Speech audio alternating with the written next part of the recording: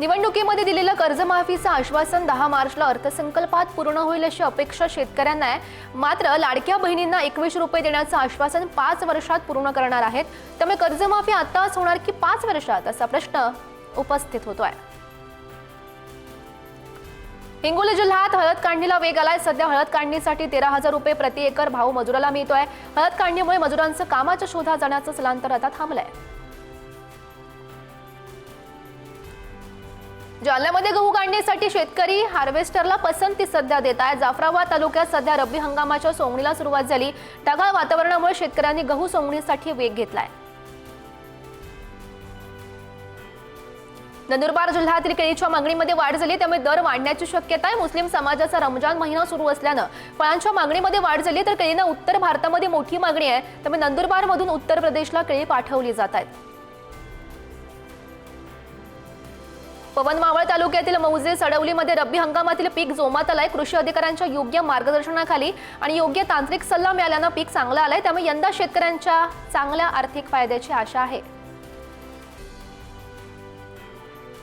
जालना बाजारामध्ये शेवग्याची आवक चांगलीच वाढली आहे, मात्र दर पडण्याची शक्यता आहे। सध्या बाजारामध्ये 30 ते 40 रुपये प्रति किलो दरानं शेवग्याची विक्री होते। दरात घसरण होण्याची शक्यता असल्यानं शेतकऱ्यांमध्ये सध्या चिंतेचं वातावरण आहे।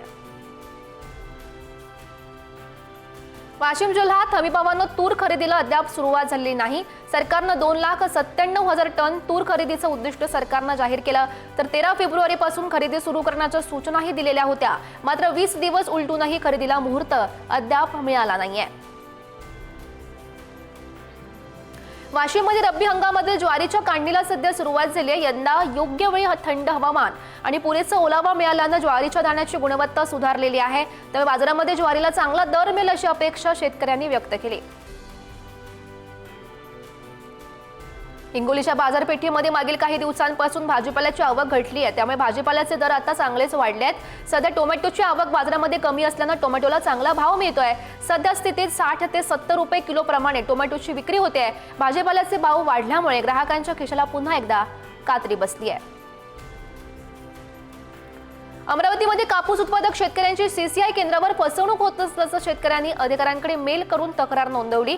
खासगी बाजारामध्ये कापसाला दर मिळत नसल्यानं शेतकरी सीसीआयवर कापूस विक्री करतायत, मात्र सीसीआयच्या केंद्रावर फसवणूक होत असल्याचा आरोप शेतकऱ्यांनी केलेला आहे।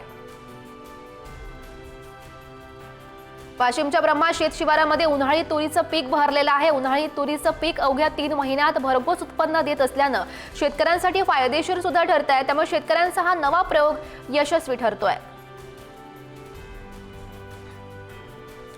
नांदेडमध्ये सततच्या वातावरण बदलामुळे हरभऱ्यासह इतर पिकाच्या उत्पादनामध्ये घट झाली आहे। त्यामुळे शेतकऱ्यांनी हे नुकसान भरून काढण्यासाठी उन्हाळी ज्वारी लागवड करण्यास सुरुवात केली। जिल्ह्यात जवळपास 1000 हेक्टरवर उन्हाळी ज्वारीची लागवड करण्यात आली आहे। गत वर्षीच्या तुलनेत यंदा 10% उन्हाळी ज्वारीचा पेरा वाढल्याचं बघायला मिळत आहे।